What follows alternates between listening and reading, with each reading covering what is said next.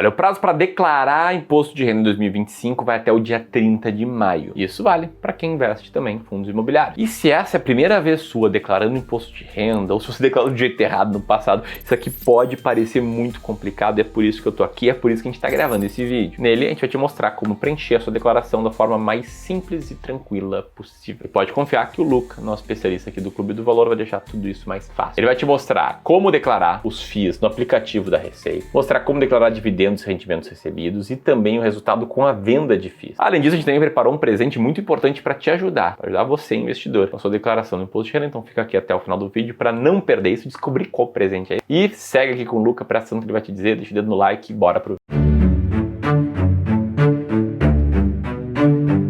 Bom, vamos lá então. E antes de qualquer coisa, a primeira coisa que você precisa entender é se de fato precisa ou não fazer essa declaração. Até 2021, qualquer pessoa que realizasse qualquer operação em ações, independente do valor ou do lucro, deveria fazer essas declarações de movimentação no imposto de renda. Já desde 2022, a regra passou a ser a seguinte: quem recebeu rendimentos tributáveis acima de R$ 33.888 tem que fazer essa declaração. Quem recebeu rendimentos isentos superiores a R$ 200.000 tem que fazer essa declaração. Quem no final do dia 31 de dezembro de 2024 tinha mais do que 800 mil em bens também tem que fazer essa declaração. E aqueles que obtiveram em qualquer mês ganho de capital sobre a venda desses bens e direitos. E por fim, aqueles que realizaram venda em bolsa de valores, vendeu lá o fundo imobiliário com lucro independente do valor, tem que fazer a declaração do imposto de renda e posteriormente o pagamento da DARF. Então, basicamente, se tu investe em fundos imobiliários, se teve rendimentos mensais ou teve ganhos provenientes da venda de cotas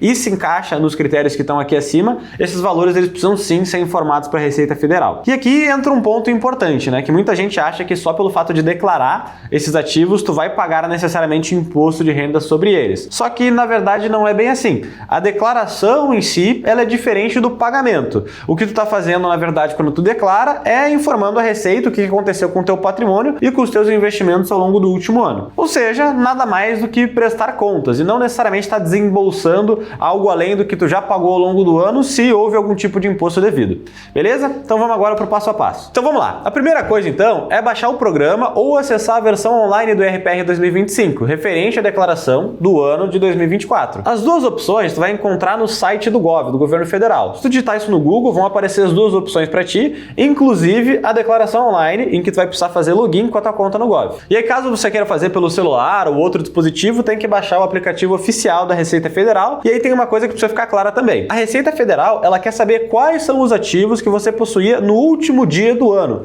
ou seja, 31 de dezembro de 2024. Isso inclui os fundos imobiliários que devem ser reportados, inclusive pelo custo de aquisição. A Receita ela não se importa efetivamente com o valor de mercado dos títulos na data da declaração, ou seja, quanto que estava valendo esse meu fundo imobiliário no último dia do ano. Não, ela quer saber o valor de aquisição, o que efetivamente foi pago pelos fundos imobiliários no momento da compra. Bom, então o que tu precisa ficar atento? O valor de aquisição, o quanto tu pagou por aquele fundo imobiliário para declarar certinho, a responsabilidade de declarar, que no final das contas a responsabilidade por saber esse custo de aquisição ela é sua, a Receita ela não fornece nenhum tipo de dado que vai te ajudar a manter um controle sobre as transações ou sobre o custo de cada compra que você teve e de fato que tu tem essa verificação do custo de aquisição. E aí a nota de corretagem muitas vezes ela é a principal fonte para saber o quanto que tu pagou por cada ativo e isso é fundamental para saber o custo exato de cada compra que foi realizado ao longo do período. Bom, e se tu não tem essas informações de forma organizada, pode usar ferramentas de controle ou planilhas para que tu faça o cálculo do custo médio ponderado de cada ativo, porque essa é a forma correta da gente fazer a declaração. Bom, entendido isso, vamos voltar lá e vamos fazer o passo a passo. Começando aqui, vem cá. Tu vai em patrimônio, bens, direitos e dívidas, clique em adicionar, pesquisa por FIIs, fundos imobiliários,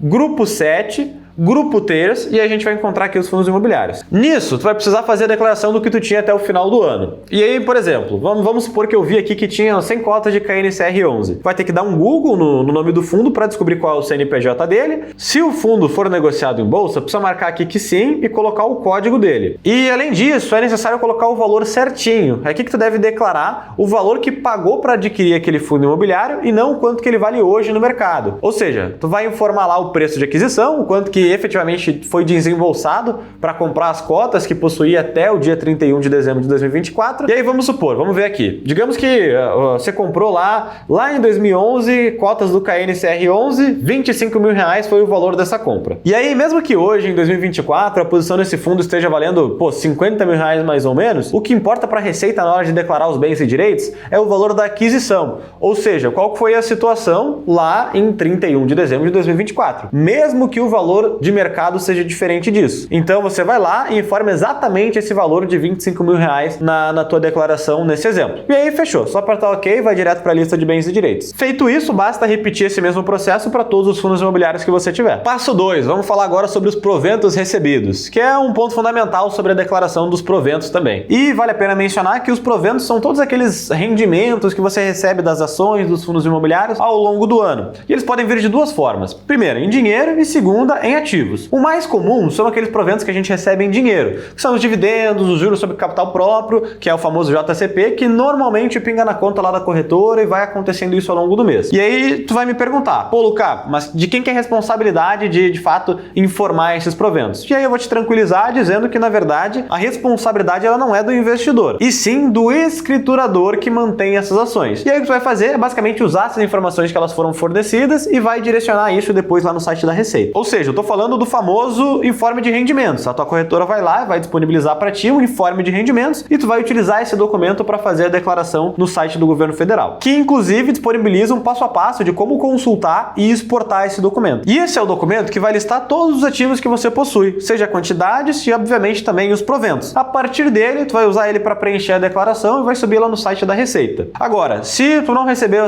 esse informe de rendimentos ou ainda só quer confirmar mesmo se está tudo certo, uma outra referência que a gente pode usar também é o próprio extrato da corretora, que vai lá registrar todas as movimentações durante esse período. E aí no extrato, que tu vai ver vão ser os valores creditados diretamente na tua conta. E a recomendação é que ela é sempre válida para que seja feita uma dupla checagem, só para garantir que está tudo certo. Aqui tem um detalhe importante, tá? Que é quase um pulo do gato. Se você está começando uma declaração nova, o programa de imposto de renda ele oferece uma opção de tu usar a declaração pré-preenchida. Logo na página inicial, é só selecionar essa opção e iniciar a declaração, e a partir dali vai ter iniciar a declaração a partir da pré-preenchida. E pronto, algumas informações elas já vão vir automáticas para ti. E aí nesse caso, pode até ser que os próprios rendimentos dos fundos imobiliários já venham certinhos nessa declaração pré-preenchida. E assim, mesmo que a gente esteja utilizando ela, é essencial que a gente faça um aferimento, né? Que a gente confira tudo com calma, principalmente sobre os rendimentos recebidos, porque afinal de contas isso pode gerar algum problema depois, a gente cair na malha fina, declarar errado. Então assim, sempre é válido a gente conferir esses dados. Agora, se o caso for que tu vai preencher manualmente, o processo ele é simples. Vai fazer o mesmo caminho que a gente fez agora no passo anterior para a pré-preenchida, só que rolando lá para baixo você vai escolher essa parte aqui, ó, rendimentos associados e informar a rendimento isento. E aí lá a gente vai colocar o nome completo da fonte pagadora e o valor. Por exemplo aqui,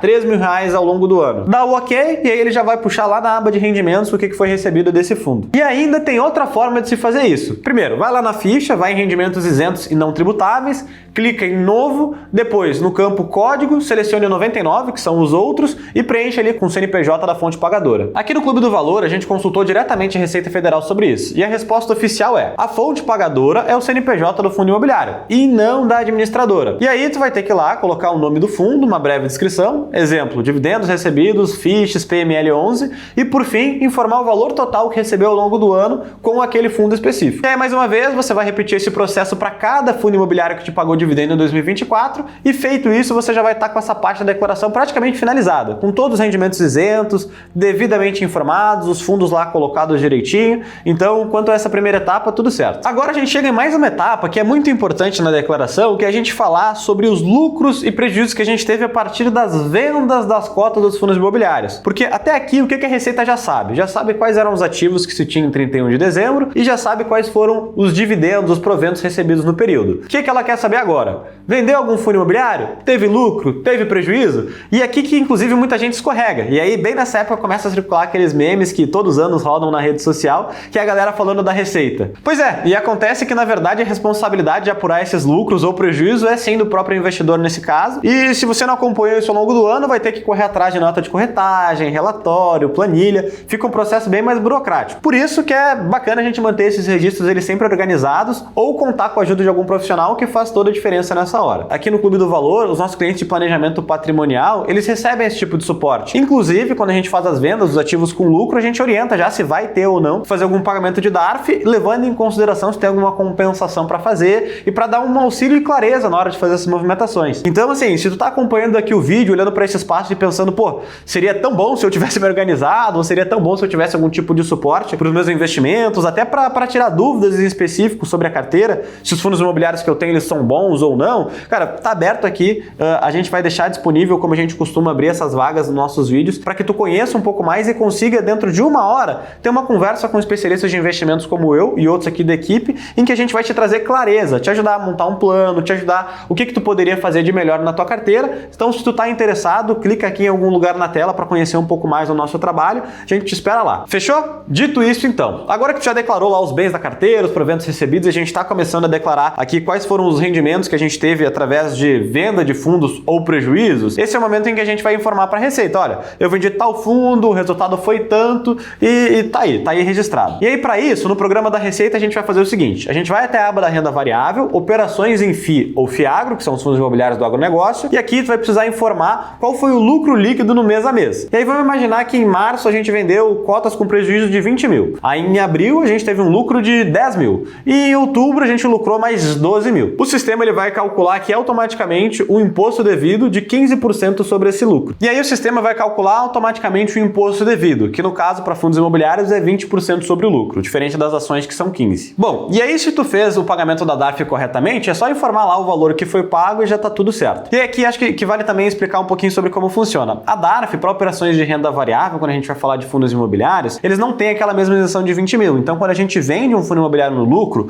no mês seguinte a gente tem que fazer um pagamento sobre esse lucro que a gente teve na venda da cota, podendo fazer compensações de prejuízo, como foi no exemplo aqui acima. Ou seja, tive um prejuízo de 20 mil, depois lucro de 10 e lucro de 12, eu tenho que pagar imposto sobre esses 2 mil reais de diferença. Então, eu gero a DARF para pagar esses 20% em cima desses 2 mil. Bom, e se foi o caso de tu não pagar a DARF no prazo, o ideal é pagar agora com juros mesmo. Por quê? Porque tu regulariza a tua situação, evita de cair numa malha fina e ainda mostra boa fé para a Receita, que acaba sendo bom, né? Tu vai querer fazer outros tipos de movimentações financeiras. E é como eu costumo dizer, né? O barato ele pode sair caro se você negligenciar isso para a Receita. Faz certinho, dorme tranquilo que não tem dor de cabeça. Bom, e aí tu vai me dizer, beleza, Luca, até tô entendendo mais ou menos como faz a declaração dos fundos imobiliários, a gente passou sobre venda e compra, a gente passou sobre a declaração e a gente passou sobre os proventos. Mas e sobre as ações, e sobre a renda fixa, e sobre os outros ativos que eu tenho na minha carteira? E bom, lembra que lá no início do vídeo o Ramiro falou que aqui nós do Clube do Valor a gente ia preparar um presente para ti nesse vídeo? E realmente, é um baita de um presente para ti que tem outros investimentos e quer saber como declarar tudo direitinho. Bom, e antes que tu pense que a gente vai te vender algum curso aqui, eu já te adianto que não, a gente não vai te vender nada. A gente criou agora um curso que ele é 100% gratuito chamado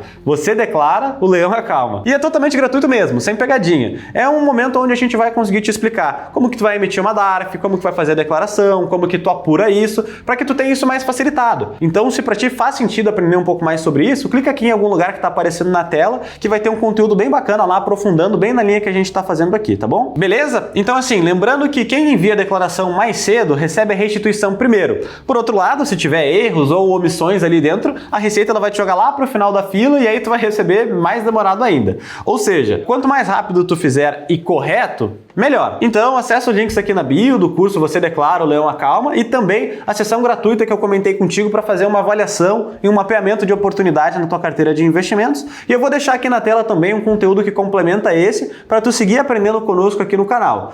Por hoje eu fico por aqui, te agradeço pela atenção, um grande abraço e até mais.